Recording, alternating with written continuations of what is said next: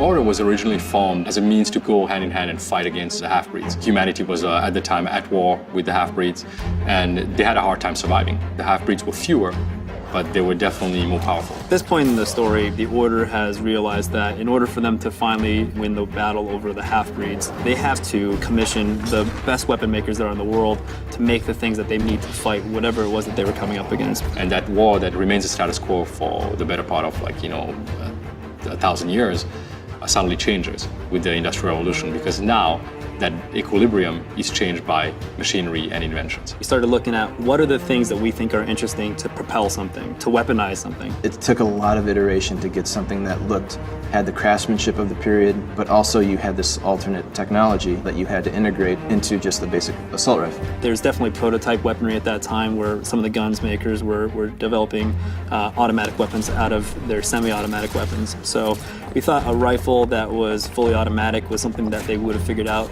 Designing, the Knight's kind of bread and butter, which is the combo rifle. That was kind of the challenge of, just looking at all the issued rifles through all the ages and Industrial Revolution up to World War II and trying to pick the tone of what we wanted to hit.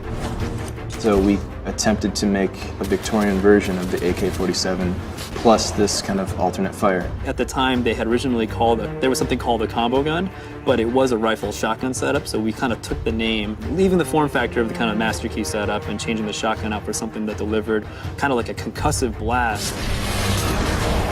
There's plenty of conventional weaponry that feels like it fits in that era, but then there's a little more kind of prototype weapons that are definitely kind of pushed in terms of what was available in the time. For years, I've been watching videos online of, thermites, this cool thing, and people don't really know much about it, but you ignite this aluminum oxide powder, and it turns into this big, sparking, thing that can weld, it can cut.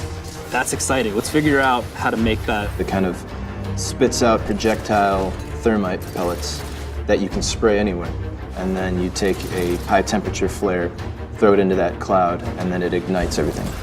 You could do it in that order, but what if you were to actually fire the flare first, set that up, and then spray the thermite after? It's got multiple different ways that you could play it. That's interesting. So we just kind of kept on going down that path of figuring out what things that maybe, don't get a lot of exploration in other games for weapon ideas. We wanted to make sure nothing felt contrived. So we went to a meticulous level of research and trying to find, as we're putting together these slightly fantastical devices, how we can make them feel grounded in the technology of the era. We were looking at Edison and Tesla, and so we said, okay, well, electricity has got to be something that we play with, and everything's being electrified at the time period, so let's put that in one camp. We've actually used Tesla as one of our main points of contact in the game.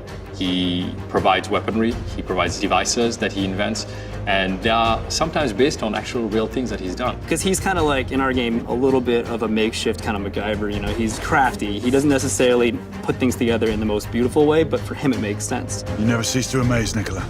So we said, okay, maybe he took these leftover parts from a rifle, the forestock, and he just started whittling and cutting it down and adding some other pieces to it. Even though they're gadgets and weapons that didn't exist in that time period, they're made from components and ideas and research that were available then. Especially the arc gun, when it kind of unfurls and starts charging up. And we thought, okay, well, it's kind of cool if maybe it spins up, generates electricity, and that thing then kind of stores itself along a Jacob's ladder-like apparatus that is also the aiming part of the weapon. And then that thing finds its way kind of arcing towards its target, and when it hits, it delivers, so much energy that whatever it hits, pretty much it atomizes and blows it up. People were developing these gadgets at a breakneck pace and not really considering kind of the safety of the user. We wanted to make it feel like it's sort of on the edge of what is safe to wield. Especially some of the prototype weapons where part of the allure of them to us was that thing looks kind of unstable. That looks just as dangerous to the operator as it does to whoever's on the receiving end, So that's kind of some of the fun of the weapons. While they don't necessarily look comical, we try to always make them look, like I said, realistic and classy. That there's an element of kind of danger in some of them. They actually feel a little bit on the edge.